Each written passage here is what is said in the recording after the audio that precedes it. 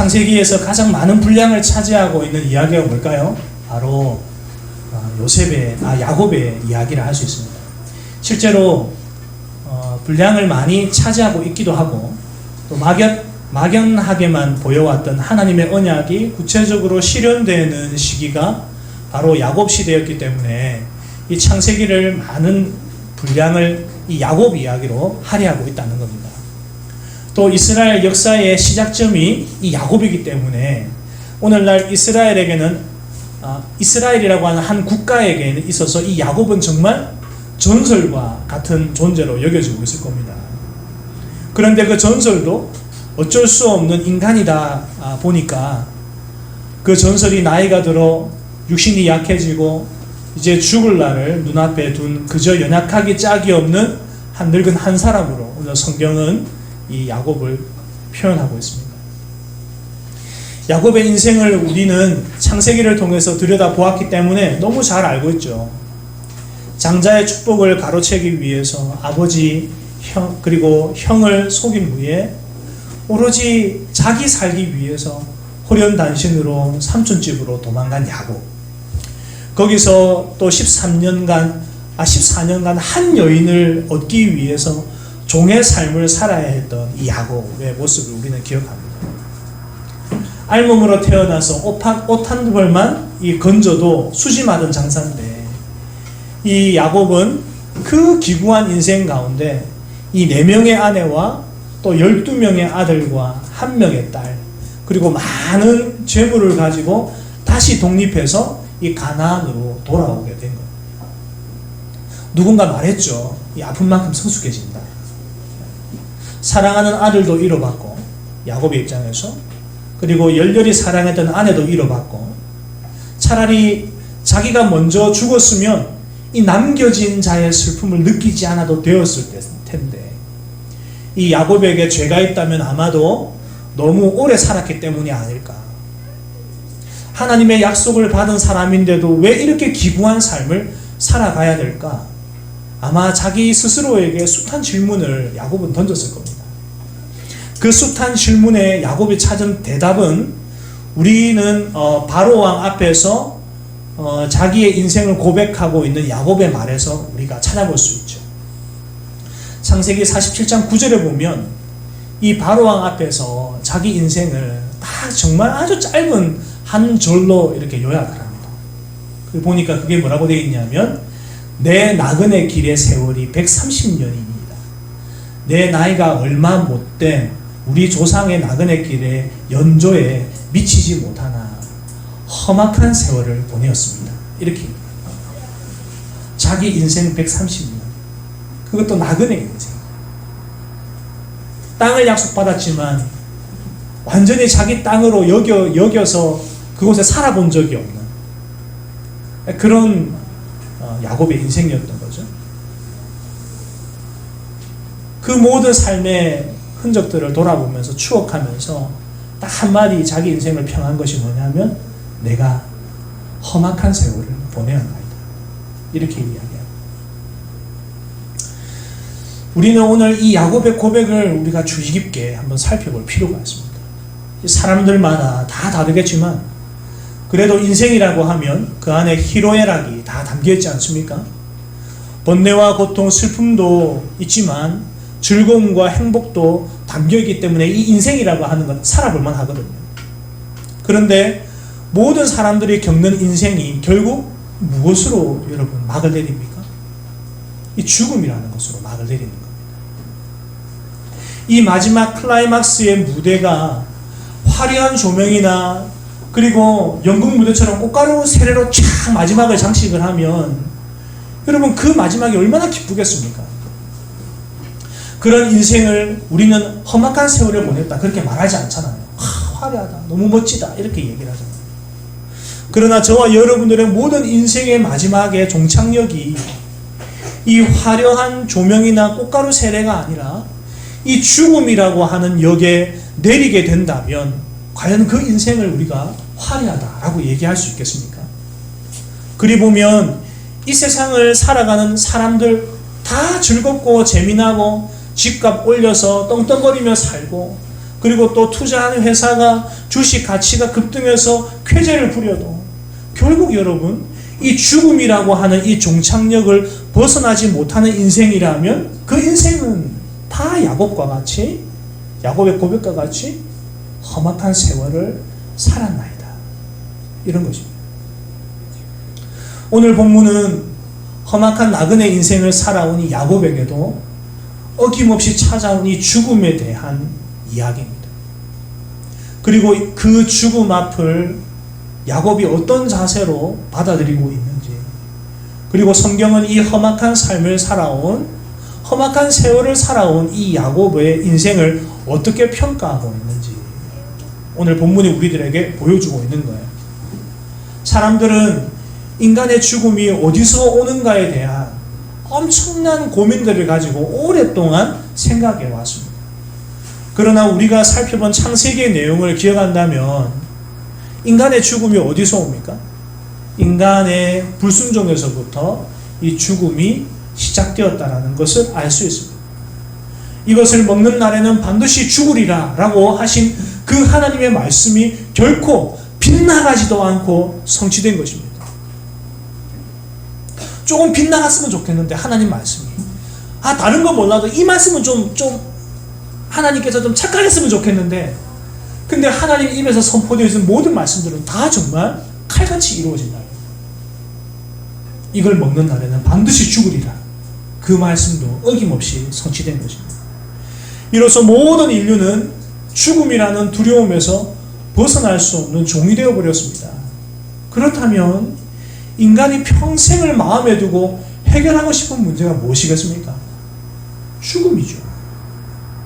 그리고 이 죽음에서 벗어나는 방법, 이 죽음의 문제에서 해방되는 그 방법을 알려주는 것이 무엇입니까? 복음이잖아요. 복음.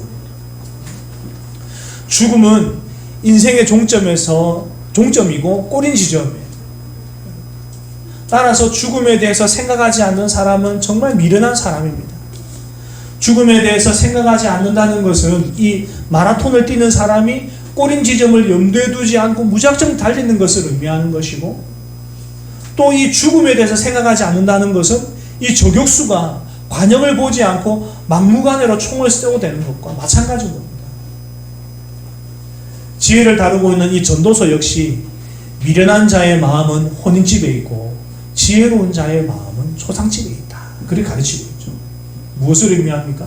초상집에 가면 여러분 뭘 생각합니까? 거기서 하투 해가지고 얼마 딸까 이런 걸 생각합니까? 안 하잖아요. 우리가 일상생활 속에서 한 번도 생각해보지 못했던 그 죽음이라고 하는 그 하나의 큰 주제를 우리는 장례식 가서 볼 수 있는 거예요.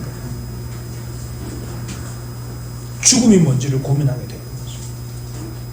그리고 여러분 시편은 또 이것을 무엇이라고 얘기를 하고 있는가? 우리에게 우리의 날 계수함을 가르치사 지혜로운 마음을 얻게 해달라고 그렇게 가르칩니다. 만약 모두가 죽고 신자들도 그것을 피할 수 없다면, 또는 그 죽음이 이 땅에서 우리의 인생의 마지막이라 한다면 우리는 어떻게 살아야 될까요? 죽을 때 우리에게 필요한 것이 있다면 바로 믿음입니다.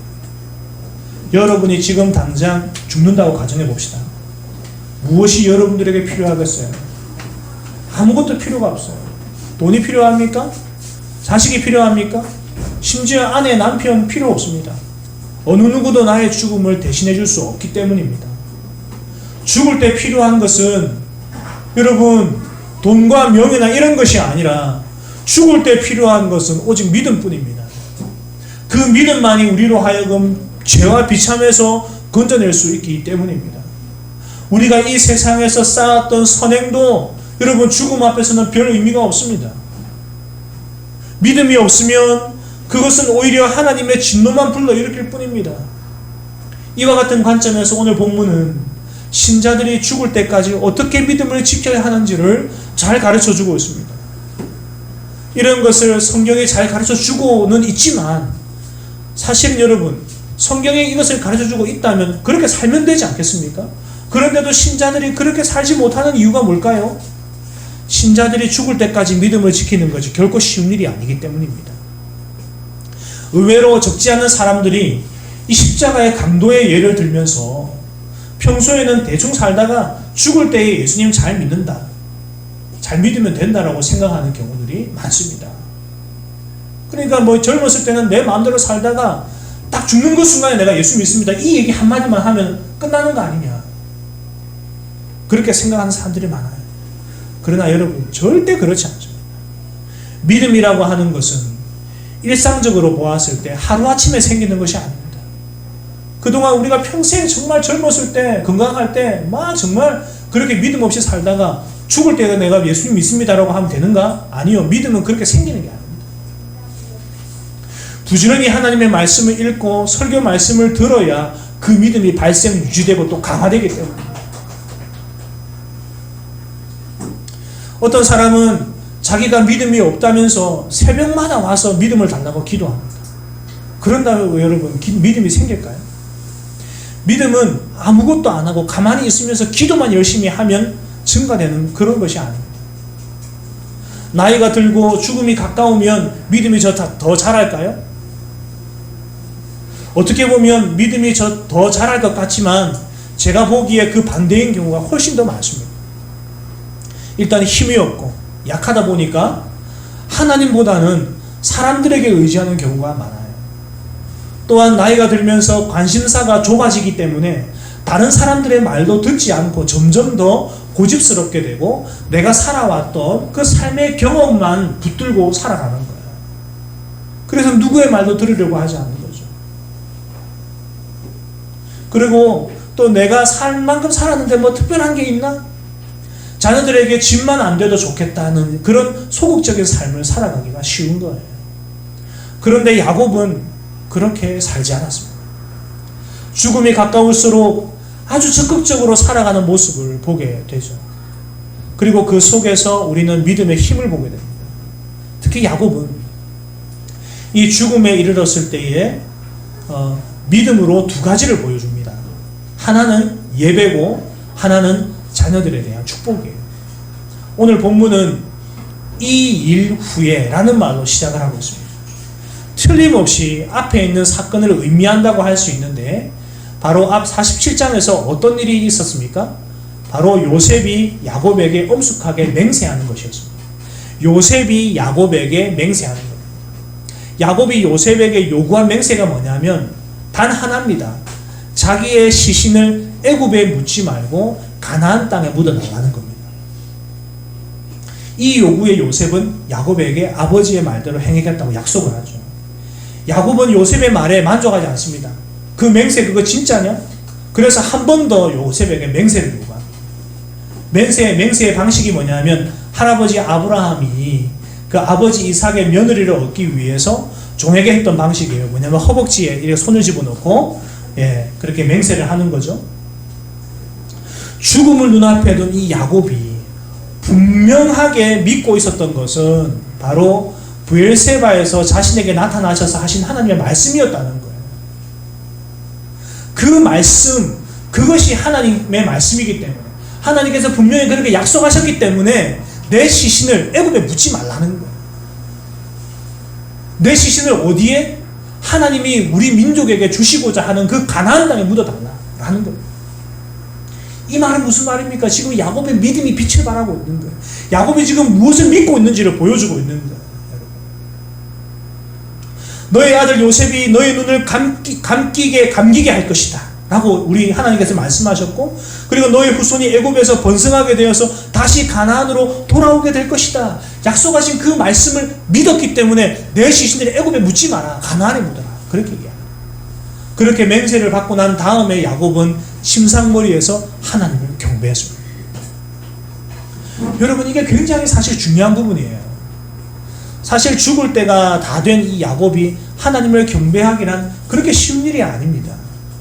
만약에 하나님께서 여러분들의 인생을 정말 험악하게 살도록 내버려 주셨다면 여러분들은 과연 죽음을 눈앞에 두고 진심으로 하나님을 경배할 수 있겠습니까, 여러분? 여러분들의 삶을 정말 피곤하게 만들고 진짜 고통스럽게 만들고 진짜 험악한 세월을 살게 내버려 주신 그 하나님을 여러분 마지막 인생의 황혼을 맞이해서 그때에 정말 하나님을 여러분들이 감격하면서 예배할 수 있겠냐고요. 야곱은 자기의 인생을 험악한 세월이라고 평가하고 있었어요. 정말로 야곱은 자신을 험악한 세월을 살게 한 하나님을 진실되게 경배할 수 있었겠는가? 오늘 본문에서 아주 짧은 한마디지만 야곱이 침상머리에서 하나님께 경배했다라고 하는 이 말 안에는 오늘날 신자가 가져야 할 믿음의 방향과 대상이 무엇인지를 아주 명확하게 이야기해주고 있습니다. 오늘 인생이 내가 원하는 방향대로 가는 것에 우리의 삶의 목적을 두는 것이 아니라 우리의 삶의 목적이 하나님의 뜻과 섭리 속에 순종하며 사는 것이 더 가치 있고 중요한 것이다. 야곱 그 인생이 험악한 삶을 살았다 할지라도 그 험악한 삶을 통해서 하나님의 뜻과 그 섭리가 나타났다면 그분은 마땅히 나의 경배와 찬양을 받기에 합당하신 분이시다. 자신의 삶을 험악한 세월이 되게 했던 그 하나님이라 할지라도 그것이 하나님의 뜻과 섭리를 이루기 위해 쓰인 험악한 세월이라 한다면 마땅히 하나님은 경배받으시기에 합당하신 분이라는 것. 여러분 이 고백을 지금 야곱이 하고 있는 거예요. 무엇으로? 침상머리를 의지하면서 하나님을 경배하는 이것으로 이 행동으로 이미 그것을 고백하고 있다는 것입니다. 여러분 이렇게 하려면 어떻게 될까요? 하나님을 제대로 알아야 됩니다. 하나님을 모른다면 이렇게 할 수 없습니다. 하나님을 모른다면 하나님을 오해한다면 아마 이 죽기 직전에 자기 삶의 한 지점에서 하나님 왜 내 인생을 이따위로 만드셨습니까? 왜 내가 130년 동안 내가 이렇게 험악한 삶을 살도록 내버려 주셨습니까? 그러고도 당신이 나의 하나님이십니까? 이렇게 얘기했을 것입니다. 그러나 여러분 이 야곱이 하나님이 누구신지를 바로 알았기 때문에 자신의 삶이 험악한 세월이라 했을지라도 그 험악한 세월을 하나님의 섭리와 뜻을 위해서 사용하셨던 그 하나님을 그가 바로 알았기 때문에 하나님이여 당신은 나의 찬양을 받으시기에 합당하신 분이십니다 라고 고백할 수 있는 겁니다. 당신이 원했던 것처럼 내가 이제 예수 믿었으니까 내 인생이 형통하게 해달라는 것은 그리스도 안에서 변화된 새 피조물의 모습이 아닙니다. 죄와 비참에서 건짐을 받아서 참 중생의 은혜를 맛보아 아는 자는 자기의 인생이 험악하다 해도 그것을 통해 더더욱 하나님의 뜻과 섭리가 나타나기를 소망하는 겁니다. 하나님의 섭리와 뜻이 자기의 세월을 통해 나타나는 것에 대해서 보람을 느끼는 자가 바로 중생자요 새 피조물이요 그리스도에게 합한 자라는 것입니다. 고로 신자는 자기의 삶을 통해 하나님이 나타나시기를 간절히 원하는 겁니다. 그래서 하나님의 의를 닮아가려고 하고 더 그분의 의를 사모하는 사람인 것입니다. 만약에 그런 상태에 미치지 못했다면 우리가 그런 신앙의 성숙도에 미치지 못했다면 하나님을 아는 지식인 거룩한 복음을 듣고 묵상함으로 우리에게 믿음을 강화시키시는 성령 하나님의 사역을 묵상하고 기도해야 될 것입니다. 사랑하는 여러분, 세상은 자꾸 나 자신에게 더 관심을 가지게 만듭니다. 내가 무엇을 가졌고 내가 그 가진 것으로 무엇을 할 수 있고 나에게 필요한 것이 무엇이고 나에게 어떤 일이 일어나야 되고 지금 하나님이 나에게 주셔야 될 것이 무엇이고 나에게 여러분 지금 나에게 집중하고 있는 이 모습이 누구를 많이 닮지 않았습니까? 바로 야곱의 젊은 날 그가 베델에서 하나님 앞에 기도했던 것이 무엇입니까? 하나님이여 나에게 복을 주시거든 하나님이여 나의 길을 형통케 하시거든 하나님이여 내가 다시 이곳으로 돌아오게 하시거든 그러면 당신은 나의 하나님이 될 것이고 내가 당신께 10의 1조를 구분해서 드릴 것입니다. 나에게 하나님이 그렇게 하시면 당신이 내 하나님이 될 거야. 나에게 그런 복을 주시면 내가 11조를 당신께 드리겠다고. 여러분 이게 다 야곱의 모습입니다. 그런데 지금 야곱은 어떻습니까? 죽음을 눈앞에 두고 있으면서도 여전히 나에게만 집중하고 있습니까? 하나님 나에게 생명을 연장시켜 주셔서 나에게 건강을 주셔서 우리 자식 새끼들 더 크는 것 좀 보게 하시고 나를 더 오래 살게 하셔서 나의 민족이 정말 하나님 말씀대로 강성하게 되는 것을 좀 보게 해주시고 지금 야곱의 모습이 어떻습니까? 여러분 나는 없습니다. 그저 하나님이 하실 일을 기억하고 있었습니다. 육신은 쇠약하여 점점 죽어가고 있지만 하나님께서 자신에게 말씀하신 그분의 계획과 섭리는 아주 또렷하게 이 야곱은 기억하고 있었습니다.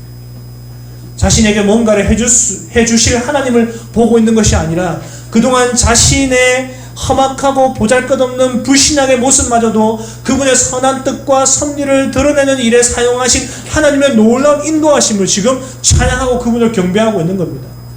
또 앞으로도 자신에게 말씀하신 대로 그 일을 묵묵히 신실하게 이루어 가실 하나님을 믿음으로 바라보며 침상머리를 의지해서 그저 하나님을 경배하는 것.